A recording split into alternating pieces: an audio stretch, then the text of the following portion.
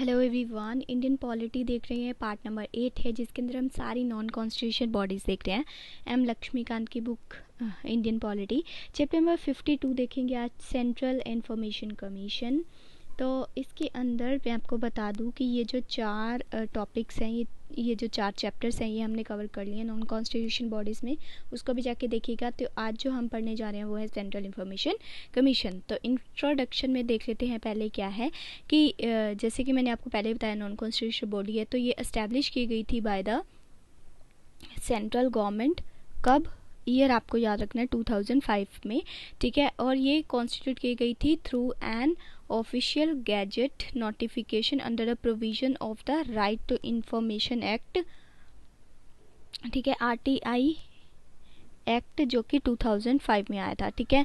It is non constitutional body, जो कि मैं बार बार बोल ही रही हूँ, ठीक है। और उसके बाद जो सेंट्रल इंफॉर्मेशन कमीशन है वो एक हाई पावर्ड इंडिपेंडेंट बॉडी है, ठीक है। ये चीज़ आपको याद रखनी है।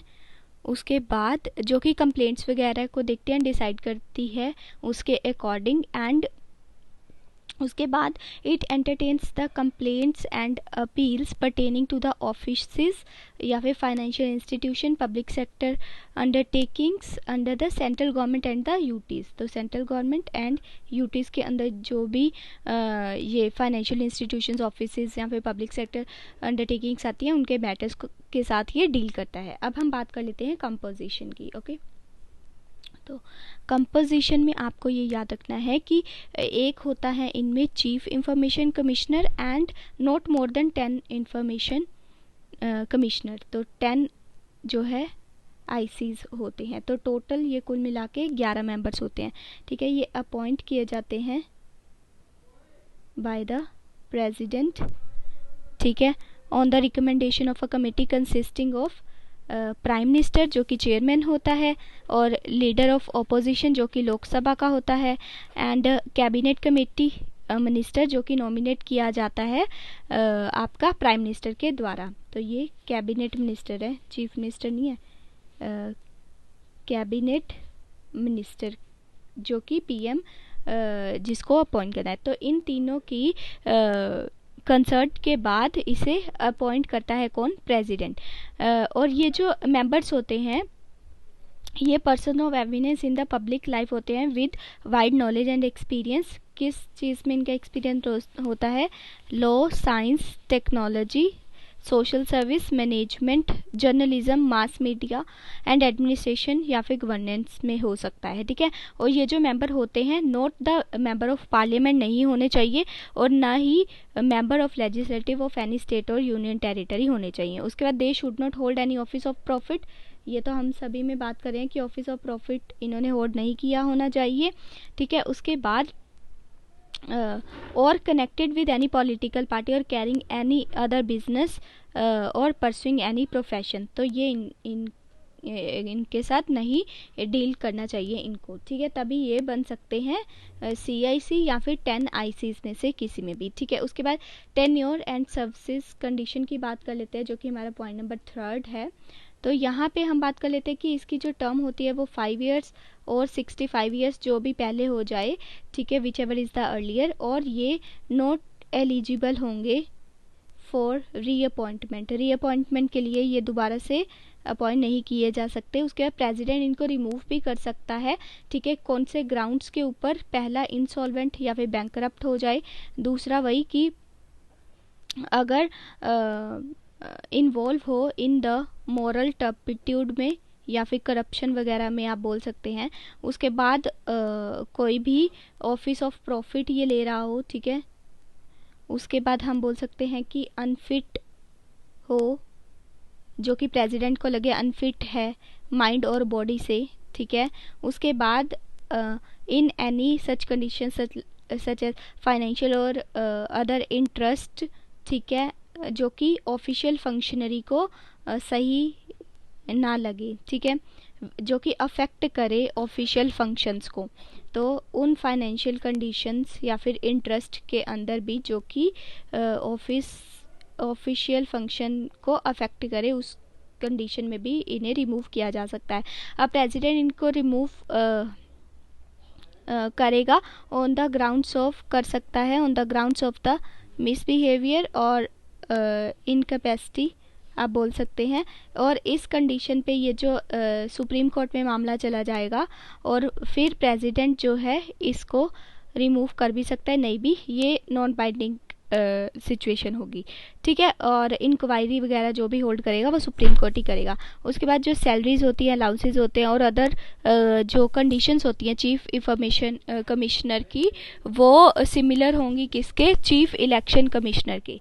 तो ये सैलरीज एंड अलाउंसेस वगैरह कौन डिसाइड करेगा, चीफ इलेक्शन कमिश्नर। जैसे मतलब डिसाइड तो करेंगे अपॉइंटेड अथॉरिटीज़। यहाँ पे हम बात करें कि ये सिमिलर किसके होंगे, तो चीफ इलेक्शन कमिश्नर को जैसी सैलरी वगैरह दी जाती है वैसे इनको दी जाएगी, ठीक है। और अपॉइंटमेंट के बाद ये चीज़ें डिसएडवांटेज इनको नहीं देना है। अब हम बात कर लेते हैं पावर्स एंड फंक्शंस की। तो यहाँ पे इनकी ये ड्यूटी रहेगी कि ये इंक्वायर कर सकते हैं कंप्लेंट अगर इनके पास आई है किसी भी पर्सन की, तो इनको सबमिट करनी होगी रिपोर्ट, ठीक है। And who has not been able to submit an information request because of the non appointment of the public information commission. Second चीज़ कि ये refused, who has been refused information that was requested, तो उस भी complaint को ये देख सकते हैं। Then who has not received response to his information request within the specified time limit. उसके बाद who thinks the fees charge are unreasonable, अगर किसी को लगे कि फ़ीस जो है वो रीज़नेबल नहीं है तो उस मामले में भी ये इंटरफेयर कर सकते हैं। Who thinks the information given is incomplete, अगर इनकम्प्लीट किसी ने इंफॉर्मेशन दी है, ठीक है, और मिसलीडिंग आप बोल सकते हैं, मिसलीडिंग इंफॉर्मेशन दी है या फिर फॉल्स दी है, तो उस मैटर्स में भी ये कर सकते हैं।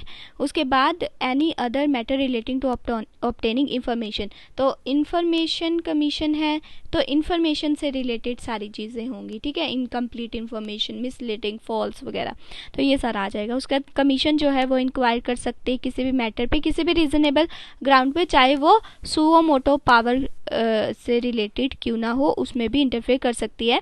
उसका थर्ड आता है कि इसके पास जो राइट्स होते हैं वो, इस कमीशन के पास सिविल राइट्स होते हैं, सिविल कोर्ट के जो राइट्स होते हैं। उसके बाद ये समन भी भेज सकता है, किसी की अटेंडेंस लेनी है, कोई पर्सन इनको बुलाना है तो वो सब कुछ कर सकता है। ओरल एंड रिटन किसी भी फॉर्म में ये एविडेंस को बुला सकता है एंड ओथ वगैरह ले सकता है, दिलवा सकता है। तो उसके बाद किसी भी चीज़ की डिस्कवरी करनी है, डॉक्यूमेंटेशन की डिस्कवरी करनी है, तो वो ये इजीली कर सकते हैं, इंस्पेक्ट कर सकते हैं उस चीज़ को। उसके बाद अगर एविडेंस इनको चाहिए ऑन एफिडेविट तो वो भी ये कर सकते हैं। उसके बाद रिक्वेस्टिंग एनी पब्लिक रिकॉर्ड, कोई किसी भी कोर्ट से इनको पब्लिक रिकॉर्ड चाहिए तो वो भी ये ले सकते हैं। और समन जो है वो इशू कर सकते हैं for the examination of the witnesses and the documents. उसके बाद कोई भी मैटर, कोई भी अदर मैटर जो कि प्रिस्क्राइब है इनके फंक्शनरीज में, तो उससे रिलेटेड भी ये इंक्वायरी कर सकते हैं। उसके बाद ड्यूरिंग द इंक्वायरी जो कंप्लेनेंट है, कमीशन जो है वो एग्जामिन करेगा सभी रिकॉर्ड्स को जो कि ज़रूरी हैं control of the public authority and no such record में be withheld from it on any grounds. Other words में बोला जाए तो जितने भी ऑल पब्लिक रिकॉर्ड्स है must be given to the commission during the inquiry for the examination. उसके बाद अब हम कुछ पॉइंट्स और देख लेते हैं कि कमीशन के पास कौन कौन सी पावर है। तो पहला इसमें इंक्लूड है कि इनको असेस करने की पावर है, कोई भी इंफॉर्मेशन अगर इन्होंने लेनी है किसी भी पर्टिकुलर केस के अंदर वो, ठीक है, तो ये एक्सेस कर सकते हैं इंफॉर्मेशन को।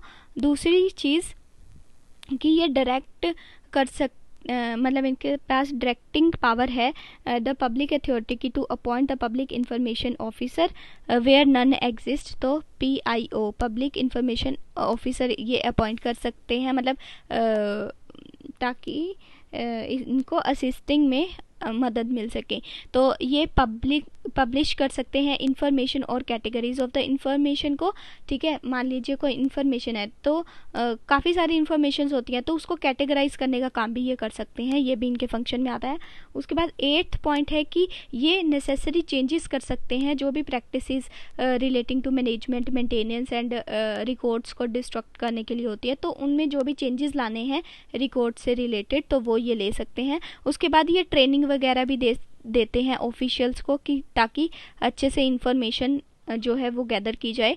उसके बाद 10th पॉइंट में है ये है कि ये अपनी जो एनुअल रिपोर्ट होती है, seeking an annual report from the public authority on compliance with this act, तो एनुअल रिपोर्ट भी ये उसी हिसाब से ये तैयार करते हैं। उसके बाद जो पब्लिक अथॉरिटी है, requiring the public authority to compensate any loss, अगर किसी को मतलब कि लॉस वगैरह हुआ है तो इनको कंपनसेशन भी देना होता है, ठीक है। उसके बाद imposing penalties under the act, अगर किसी ने गलत काम किया, इन्फॉर्मेशन इनको मिली है तो उन पे पेनल्टीज लगानी है, तो वो पेनल्टीज भी अंडर द एक्ट लगाई जा सकती हैं। उसके बाद रिजेक्टिंग द एप्लीकेशन को रिजेक्ट करना है, वो भी पावर इनके पास है। उसके बाद कमीशन जो है वो अपनी एनुअल जो रिपोर्ट है वो किसको सबमिट करवाएगा, वो ये सबमिट करवाएगा सेंट्रल गवर्नमेंट को, ठीक है। तो जो हमने बात की थी ना, चीफ इलेक्शन कमिश्नर जैसे इनकी सैलरी वगैरह होती है तो वो कौन डिटरमाइन करता है, सेंट्रल गवर्नमेंट, ठीक है। तो इसीलिए सेंट्रल गवर्नमेंट को ही इनको अपनी एनुअल जो है रिपोर्ट सबमिट करवानी होती है। जो सेंट्रल गवर्नमेंट होती है फिर हाउसेज ऑफ द पार्लियामेंट के आगे इस रिपोर्ट को रखती है।